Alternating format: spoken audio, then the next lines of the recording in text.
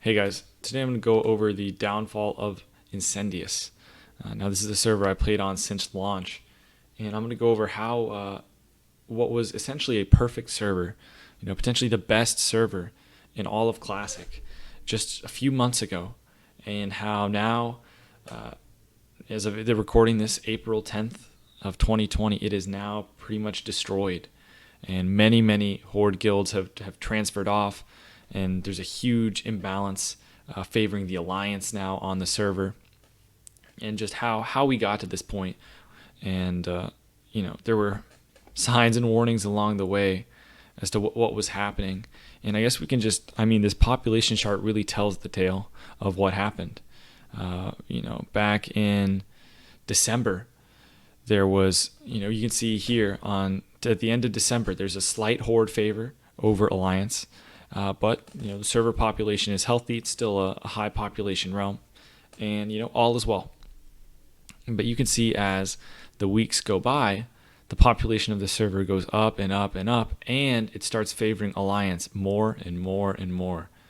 And what happened during this period of time is that Alliance guilds just continued to transfer to Incendius. As many of you guys probably know, there's a lot of servers that have huge imbalances favoring the Horde. And so a lot of Alliance from these Horde-dominated servers have been transferring to Incendius. And like I mentioned, in December, it was pretty much like a perfect server, right? High pop, no queues, and great server balance. Who wouldn't want to transfer? And so especially Alliance continued transferring in, and you could see it was just a steady increase all the way to the point where, in March, things are starting to get crowded. We're starting to get queues, even towards the end of February. We're starting to get queues on raid days and peak hours, and we're starting to see that, but the transfers just kept coming in. And so it's at this point that a lot of people started throwing out the warning flags. You can see here, this is where some of people started taking to Reddit. This was a month ago. So at the beginning of March, we have people saying, there's now 45-minute queues. And, people are saying transferring to full servers should not be an option. And, a lot of the players are very frustrated that their server just kept receiving more and more transfers when they're already waiting in queues.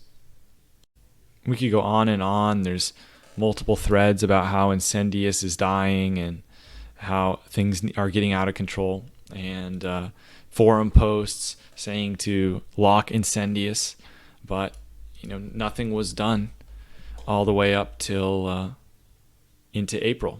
And you can see as the chart grew and grew and grew, it was at this point towards the end of March that the queues started getting to the point where they were 3 to 4 hours during prime time, up to 5-hour queues at the worst, and you had to log in a huge amount of time in advance of your raid time, and you actually had to keep moving your character, make sure you weren't logged in. So it was the point where basically something had to happen. The queues were too long, and some action needed to be taken to fix the queues.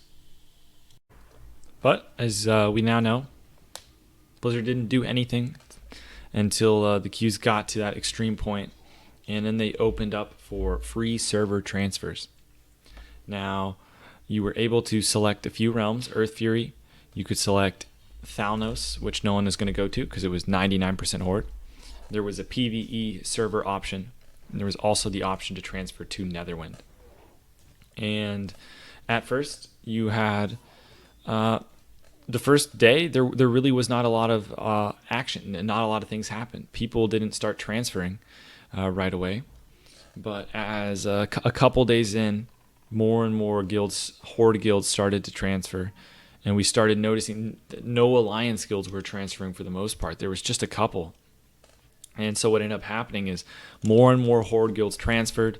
The Horde Alliance ratio got worse and worse. And the Alliance kind of took it as their mission, I guess, to run the Horde off the server. I'm sure this is not the majority of the Alliance, but there was definitely a lot of Alliance players on the Discord for Incendius that were making it their goal to camp the raids, camp BRM, just do anything they can to try and get more Horde guilds to transfer off. And a lot of Horde guilds, overreacted to this, started panicking, and with not a while later, thousands and thousands of players started transferring off the server, and the majority were Horde side. And you can see that the guild migration stats, this is just an approximation of what they had for the different factions. You can see that, at least according to Discord announcements and like word of mouth, that there were only a much smaller amount of alliance guilds that transferred off compared to the amount of Horde. And there were some very big Horde guilds that transferred off. And when the faction balance was already in favor of the alliance before this, and a large amount of Horde guilds transferred off, at that point it became a snowball, and people, especially in the Discord and in World Chat, started talking about how Incendius was dead on Horde side, how it's over, the alliance are going to have a stranglehold on the server forever. And people started panicking, people started transferring, and just like that, snowballed out of control. And now there's a huge disparity of alliance versus Horde. But believe it or not, this is not how the tale ends. And at 12:15 p.m. on April 10th, this is 3 days after the server transfers began, they made an announcement that free character moves will be disabled for Horde at 1 p.m. So there was a 45-minute window warning before the server transfers would cease for Horde. And they actually ended up canceling and ending the free transfers 10 minutes early. So there was really only 35 minutes of notice to get your characters off of Incendius if you wanted to transfer. And there were actually a lot of people who ended up getting stuck.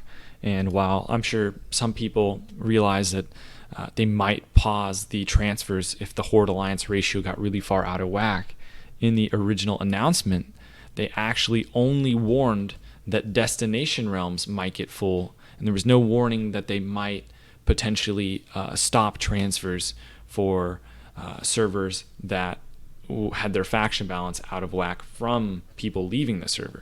So what ended up happening is a lot of people are stuck on Incendius. There are some guilds that are partially moved over, that tried to move over at the last minute. I can tell you personally, I got over, but there are some people in my guild who did not get transferred off and in time because our guild wanted to do one last raid, and on April 10th, on the day this happened, to for any of the players that were not going to be following us to the new server, to get one last raid with everyone. Might be the last time you might see some of your guildies that did not want to move servers. And so we were going to do one last raid, and so that meant our main characters were still on Incendius at the time of this announcement went out, and anyone who did not get on fast enough, or were at work, or asleep for whatever reason, did not get their characters over. And I know personally there's quite a few people in my guild that just in the last 10 minutes would have gotten the transfer off, but because they ended up canceling the transfers early, they got stuck as well. And so, things were just mishandled at every stage of things along this process. And who do we blame?